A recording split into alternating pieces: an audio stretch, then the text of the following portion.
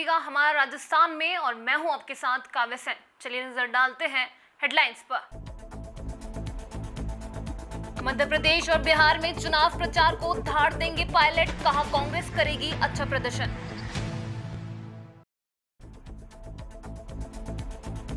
विकास अधिकारी की अध्यक्षता में कार्य समीक्षा बैठक का हुआ आयोजन, पहचान पत्र किए वितरण।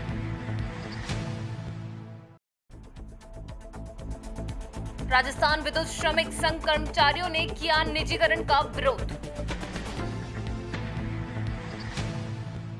राजस्थान कांग्रेस के पूर्व प्रदेशाध्यक्ष एवं deputy CM Sachin Pilot party के लिए मध्य प्रदेश और बिहार में चुनाव प्रचार करेंगे। इसके लिए पायलट इसी सप्ताह मध्य प्रदेश और बिहार जाएंगे। दोनों प्रदेशों के दौरे पर जाने से पहले सचिन पायलट ने मंगलवार को जयपुर में बीजेपी पर हमला बोलते हुए कहा कि बिहार में बीजेपी एक्सपोज हो चुकी है। बिहार में सत्ता परिवर्तन होगा, वहां कांग्रेस अच्छा प्रदर्शन करेगी। राजस्थान में लंबे समय से लंबित चल रही राजनीतिक नियुक्तियों पर पायलट ने कहा कि प्रदेश कांग्रेस और अखिल भारतीय कांग्रेस कमेटी की राय के आधार पर नियुक्तियों का फैसला होगा। जिन कार्यकर्ताओं ने कांग्रेस में लगातार काम किया है, जो पिछले 5 से 10 साल में पार्टी के साथ सक्रियता से खड़े रहे, उन्हें राजनीतिक नियुक्तियों में प्राथमिकता मिलनी चाहिए। पायलट ने एमबीसी आरक्षण के मामले पर कहा कि कांग्रेस सरकार ने 5% एमबीसी आरक्षण दिया है। अब एमबीसी आरक्षण को 9वीं अनुसूची में शामिल करवाने का काम केंद्र का है। बैकलॉग पर उन्होंने सीएम को लिखा तो उसके अगले दिन ही स्पष्टीकरण जारी कर दिया गया।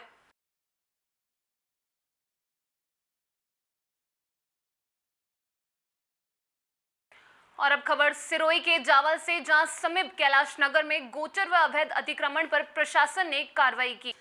जहां कैलाश नगर उप तहसील के सामने अंबेडकर छात्रावास से खेल मैदान तक गोचर भूमि में लोगों द्वारा अवैध किए गए अतिक्रमण पर प्रशासन द्वारा कार्रवाई कर जेबीसी से सभी अवैध अतिक्रमण व 4 दीवारी को ध्वस्त कर दिए। कैलाश नगर के पुलिस चौकी के पीछे व विद्युत विभाग ऑफिस के सामने वाली गली में पक्की 4 दीवारी को भी तोड़ दिया गया। उप तहसील के पीछे किए गए बाड़े भी जेसीबी के तोड़ दिए गए। अधिकारी मौके पर रहकर अतिक्रमण को तोड़ा गया। पुलिस जाब्ता सहित प्रशासन अधिकारी मौके पर रहे। और अब खबर जालोर के मोदरान से, जहां नवरात्रि यानी 9 दिनों तक चलने वाली देवी आशापुरी माताजी के 9 स्वरूपों की आराधना के साथ ही इस पावन पर्व पर कड़े घरों में घट स्थापना होती है, तो कई जगह अखंड ज्योति का विधान है। शक्ति की आराधना करने वाले जातक अखंड ज्योति जलाकर मां दुर्गा आशापुरी की साधना करते हैं। अखंड ज्योति अर्थात ऐसी ज्योति जो खंडित न हो। अखंड ज्योति पूरे 9 दिनों तक अखंड रहनी चाहिए, यानी जलती रहनी चाहिए। अखंड दीप को विधिवत मंत्रोच्चार से प्रज्वलित करना चाहिए। नवरात्रि में कई नियमों का पालन किया जाता है। अखंड ज्योत का महत्व नवरात्रि में बहुत बड़ा होता है। अखंड ज्योति में दीपक की लौ बाएं से दाएं की तरफ जलनी चाहिए। इस प्रकार का जलता हुआ दीपक आर्थिक प्राप्ति का सूचक होता है। दीपक का ताप दीपक से 4 अंगुल चारों ओर अनुभव होना चाहिए। इससे दीपक भाग्योदय का सूचक होता है। जिस दीपक की लौ सोने के समान रंग वाली हो, वह दीपक आपके जीवन में धन धान्य की वर्षा कराता है एवं व्यवसाय में तरक्की का संदेश देता है। निरंतर 1 वर्ष तक अखंड ज्योति जलने से हर प्रकार की खुशियों की बौछार होती है। ऐसा दीपक वास्तु दोष, क्लेश, तनाव, गरीबी आदि सभी प्रकार की समस्याओं को दूर करता है। संकल्प लेकर किए अनुष्ठान या साधना में अखंड ज्योति जलाने का प्रावधान है। अखंड ज्योति में घी डालने या फिर उसमें कुछ भी बदलाव का काम साधक या पुजारी द्वारा ही कराना चाहिए। नवरात्रा में अखंड दीप जलाना स्वास्थ्य के लिए भी अच्छा है, क्योंकि घी और कपूर की महक से इंसान की श्वास और नर्वस सिस्टम बढ़िया रहता है। नवरात्रा में अखंड दीप जलाने से माँ कभी अपने भक्तों से नाराज नहीं होती है। नवरात्रा में घी या तेल का अखंड दीप जलाने से दिमाग में कभी भी नकारात्मक सोच हावी नहीं होती है और चित्त खुश और शांत रहता है। वहीं मोदरान गांव में शारदीय व चैत्रीय नवरात्रि महोत्सव में सैकड़ों अखंड ज्योति आसपास के भक्तों द्वारा शुद्ध देसी घी बेचकर किया जाता है। यहाँ पर सैकड़ों अखंड ज्योति के लिए एक अलग से पूजा कक्ष बना हुआ है और यहाँ पर पूरे दिन व रात 4-5 अखंड ज्योति का ध्यान रखना पड़ता है। यहाँ पर हर किसी की कोई भी मनोकामना पूर्ण होती है तो अखंड ज्योति जलाने का नियम है।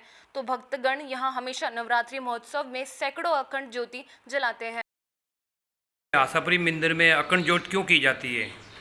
ये आशापुरी माता जी के मंदिर में लोगों की जब मनोकामना पूर्ण होती है तब अपने इच्छा से यहाँ गांव के और जो भी भक्त लोग हैं वो अखंड जोत करवाते हैं और अपनी मनोकामना पूर्ण की पूर्णाहुति करते हैं।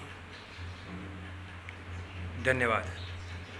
और अब खबर देसूरी से, जहां पंचायत समिति सभागार में विकास अधिकारी मोहित दवे की अध्यक्षता में मासिक कार्य समीक्षा का बैठक का आयोजन हुआ गया। बैठक में देसूरी पंचायत समिति के सभी 24 ग्राम पंचायतों में ग्राम विकास अधिकारी मौजूद रहे।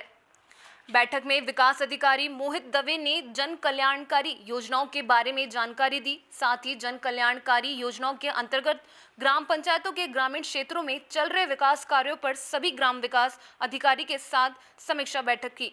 साथ ही बैठक में पंचायत समिति के सभी कर्मचारियों की अपनी अपनी पहचान पत्र भी किए वितरण। सभी कर्मचारियों को कार्यालय में अपने पहचान पत्र अनिवार्य रूप से निर्देश दिए गए। और अब खबर भीलवाड़ा जिले से, जहां एजुकेशन के क्षेत्र में कंचन शिक्षण संस्थान द्वारा संचालित Kanchan Devi PG girls college 16 वर्षीय से शिक्षा के क्षेत्र में अपनी पहचान बना चुका है। भीलवाड़ा में निजी क्षेत्र में सर्वप्रथम महर्षि दयानंद सरस्वती विश्वविद्यालय अजमेर से संबद्ध और राज्य सरकार से स्थायी मान्यता प्राप्त कॉलेज है। सत्र 2020 व 2021 में कंचन शिक्षण संस्थान की 16वीं वर्षगांठ एवं कोरोना महामारी के चलते कक्षा 12वीं में 90% या इसके अधिक अंक लाने वाली बेटियों को Kanchan Devi PG girls college में निःशुल्क अध्ययन कराया जाएगा। महाविद्यालय में ऑनलाइन कक्षाएं, साइंस व कंप्यूटर लैब, राज्य सरकार द्वारा छात्रवृत्ति जारी, हिंदी एवं अंग्रेजी माध्यम, एजुकेशन व इंडस्ट्रियल विजिट और सुविधाएं उपलब्ध हैं।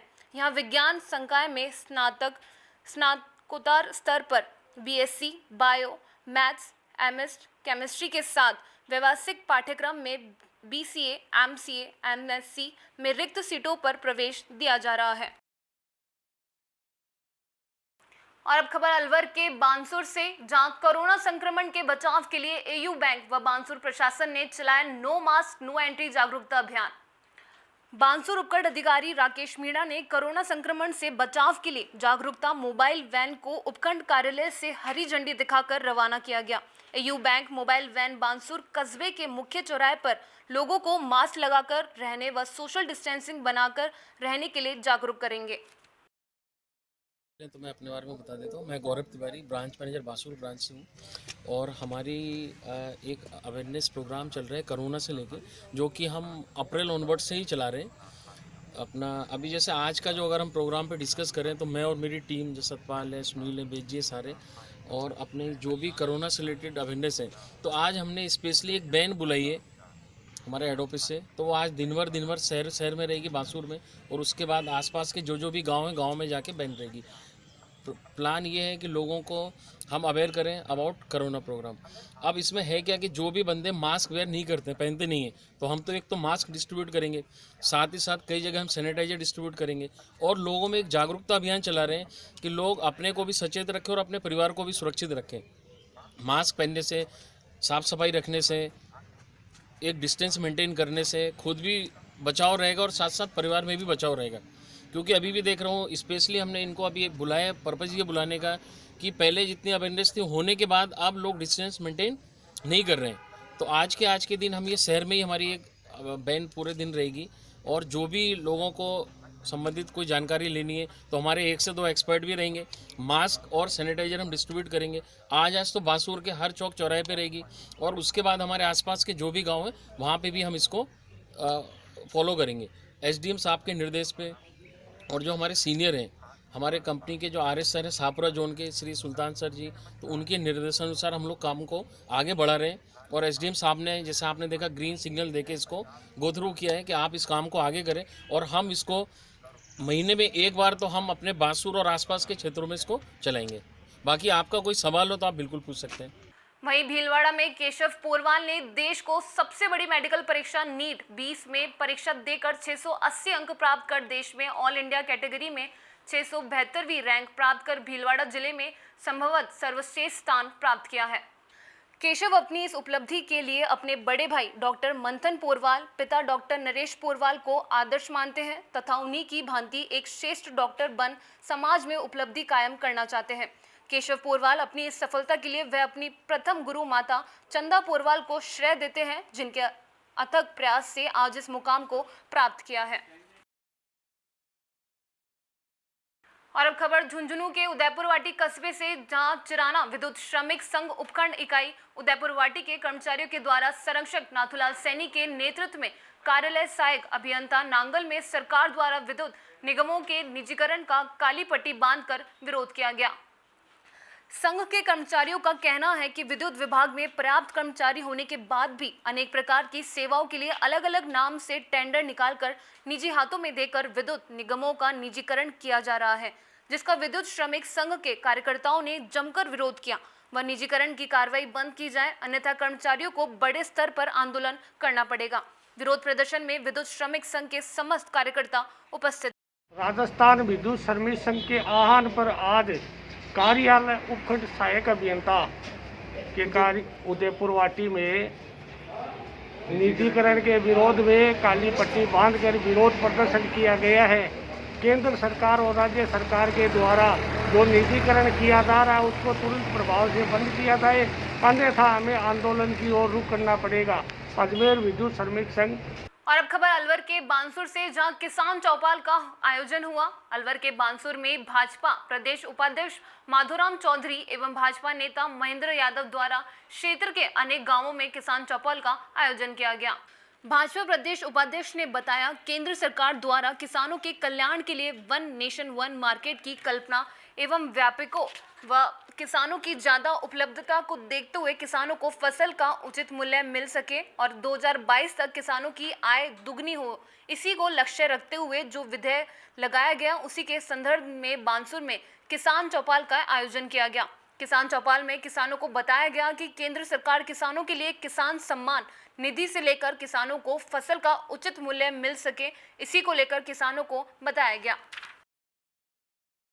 मोदी सरकार ने जो किसानों के कल्याण के लिए 3 विधेयक लाए हैं। विभिन्न पार्टियों की समय समय पर मांग थी कि स्वामीनाथन की रिपोर्टों को लागू किया जाए और स्वामीनाथन में जो बातें थी उन्हीं को मद्देनजर रखते हुए मोदी जी ने किसानों के कल्याण के लिए और ये वन नेशन वन मार्केट की कल्पना और व्यापारियों की ज़्यादा किसानों के साथ सामने उपलब्धता को ध्यान में रखते हुए और किसानों को उचित मूल्य मिले, 2022 तक किसानों की आय दुगनी हो, इसी को लक्ष्य रखते हुए आज जो विधेयक लाए गए हैं उनके संबंध में यह किसानों के बीच में किसान चौपाल का आयोजन रखा गया और किसानों को उसमें बारे में बताया गया कि भारतीय जनता पार्टी और मोदी जी की सरकार किसानों के लिए जो किसान सम्मान निधि से लेकर और किसानों की फसल का मूल्य उचित मूल्य मिले, उसी संदर्भ में आज इस चौपाल का आयोजन।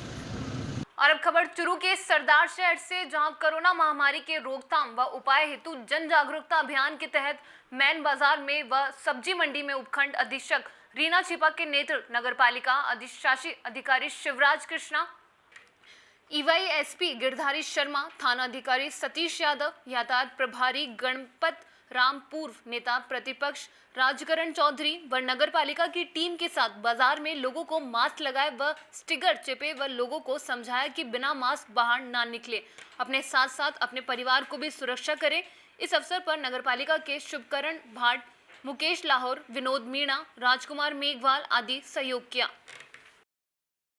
मास्क वितरण का अभियान चलाया है, इसके बारे में कुछ जानकारी दीजिए। कोरोना संक्रमण जो है वो प्रतिदिन फैलता जा रहा है और इसके लिए मास्क का उपयोग करना और सोशल डिस्टेंसिंग, ये 2 ही उपाय हैं। तो अब तक जो मास्क नहीं पहन रखे थे, हमने चालान भी काफ़ी काटे हैं ताकि लोग इसको अपनी आदत में शुमार करें। तो आज नगर पालिका के सहयोग से जो लोग बिना मास्क से मिले उनको मास्क दिए गए हैं। तो ये एक टोकन संदेश है प्रशासन की ओर से कि आप मास्क। सर, नगर पालिका सरदार सर ने क्या क्या व्यवस्था की है? राज्य सरकार के दिशा निर्देशानुसार प्रशासन और पुलिस के सहयोग से निःशुल्क मास्क का वितरण किया जा रहा है। जो भी लोग बिना मास्क के पाए जा रहे हैं उनको निःशुल्क मास्क का वितरण किया जा रहा है तथा साथ में चेतावनी दी जा रही है कि दोबारा अगर बिना मास्क के पाए गए तो जुर्माने से उनको दंडित भी किया जाएगा। जब तक इसकी वैक्सीन नहीं आ जाती तब तक मास्क की वैक्सीन है। नहीं, मुख्य बाजार के अलावा जो वार्ड है 1 से लेकर 6.5 वार्डों के लिए क्या व्यवस्था है? वार्ड वाइज भी इसकी हमने टीम बनाई है, जो वार्डों में इस मास्क का जो लोग बिना मास्क के पाए जाएंगे उसका वितरण करेगी, तथा मुख्य मार्गों के लिए शहर के मुख्य स्थानों के लिए अलग से टीमों का गठन किया गया है जो पुलिस एवं प्रशासन के सहयोग से मास्क का वितरण करेगी। खबर चित्तौड़गढ़ से, जहां दीपक भार्गव जिला पुलिस अधीक्षक चित्तौड़गढ़ ने बताया कि अवैध मादक पदार्थ रखने एवं तस्करी करने वालों के खिलाफ कार्रवाई करने हेतु चलाए जा रहे अभियान के दौरान दिनांक 19/10/2020 को जिला विशेष टीम के कांस्टेबल रामावतार 555 ने थानाधिकारी गंगरार को सूचना दी कि एक स्विफ्ट कार सफेद कलर की जिसके नंबर RJ06 CF 3950 जो नगर बिलिया की तरफ से आ रही है, जिसमें अवैध वस्तु होने की सूचना है। सूचना विश्वसनीय होने से कार्रवाई हेतु सरिता सिंह अतिरिक्त पुलिस अधीक्षक जिला चित्तौड़गढ़ के निर्देशन में जिला विशेष टीम प्रभारी शिवलाल मीणा के नेतृत्व में जिला विशेष टीम एवं शिवराज गुर्जर थानाधिकारी थाना गंगरार में जाब्ता Gopal Lal constable Dharmendra head constable Bhivaram constable ने उक्त सूचना पर थाना क्षेत्र के रिको एरिया अजोलिया खेड़ा में नाकाबंदी शुरू की, तो नाकाबंदी के दौरान कांस्टेबल रामवतार के बताए गए हुलिया की गाड़ी नंबर RJ06 CF 3950 शिफ्ट आती दिखाई दी, जिसका चालक पुलिस नाकाबंदी देखकर नाकाबंदी से 50 मीटर पहले गाड़ी कार छोड़कर भागने लगा, जिसको जाब्ता पुलिस ने दौड़कर पकड़ा और नाम पता पूछा तो उसने अपना नाम मुकाना राम पिता भेपा राम लेघा विश्नोई उम्र 30 साल निवासी भेड़ थाना पांचोड़ी जिला नागौर होना बताया। जिसकी गाड़ी की तलाशी ली गई तो कार की पीछे की सीट नहीं हो सीट की जगह पर और पीछे डिग्गी में कपड़े के बारों में डोडा चूरा भरा होना पाया गया, जिससे उक्त आरोपी मुकना राम विश्नोई को अवैध अफीम डोडा चूरा अपने पास रखने बाबत लाइसेंस अनुज्ञापत बाबत पूछा तो कोई भी अनुज्ञापत नहीं होना बताया, जिस पर अफीम डोडा चूरा से भरे कपड़ों के बोरों का वजन किया गया तो अफीम डोडा चूरा का कुल वजन 78 किलो 500 ग्राम हुआ, जिस पर उक्त अवैध डोडा चूरा और मारुति कार स्विफ्ट को मौके पर ही वजन सबूत जब्त किया गया। आरोपी मुकनाराम विश्नोई से उक्त अफीम डोडा चूरा कहां से लाकर कहां ले जाने के बारे में पूछा तो उक्त डोडा चूरा अरनोदा निवासी राकेश लाहौर से लाना और अपने गांव भेड़ नागौर लेकर जाना बताया, जिस पर आरोपी मुकनाराम पिता भेपाराम विश्नोई उम्र 30 साल निवासी भेड़ थाना पांचोड़ी नागौर के खिलाफ NDPS एक्ट के तहत कार्रवाई करते हुए गिरफ्तार किया जाकर थाना गंगरार पर NDPC एक्ट में प्रकरण दर्ज करवाया। प्रकरण का अनुसंधान श्री अनिल जोशी थानाधिकारी थाना चंदेरिया के जिम्मे किया गया। खबर आरसीट से, कोरोना के विरुद्ध चलाए जा रहे जन विरोधी आंदोलन नो मास्क नो एंट्री के पोस्टर के साथ साथ नगरपालिका प्रशासन व अधिकारी तेजभान सिंह के नेतृत्व में पालिका कर्मचारियों व सफाई कर्मियों के नगर में जागरूकता रैली निकाली गई। अधिशासी अधिकारी सिंह ने बताया कि राज्य स्तरीय चलाए जा रहे जन विरोधी आंदोलन के तहत नो मास्क नो एंट्री के नगर में पोस्टर सहित नारों के साथ जागरूकता रैली निकाली गई, मोहल्ले में निकाली गई, साथ ही आमजन को महामारी के बारे में जागरूक किया गया। इस मौके पर पालिका कनिष्ठ अभियंता मुकेश शर्मा, जन्नेश जिननगर, राजेश भारती, पवन शर्मा, विकास अठवाल सहित अधिकारी कर्मचारी व सफाई कर्मी मौजूद रहे। और फिलहाल हमारा राजस्थान में बस इतना ही। आप देखते रहिए DPK न्यूज़। नमस्कार।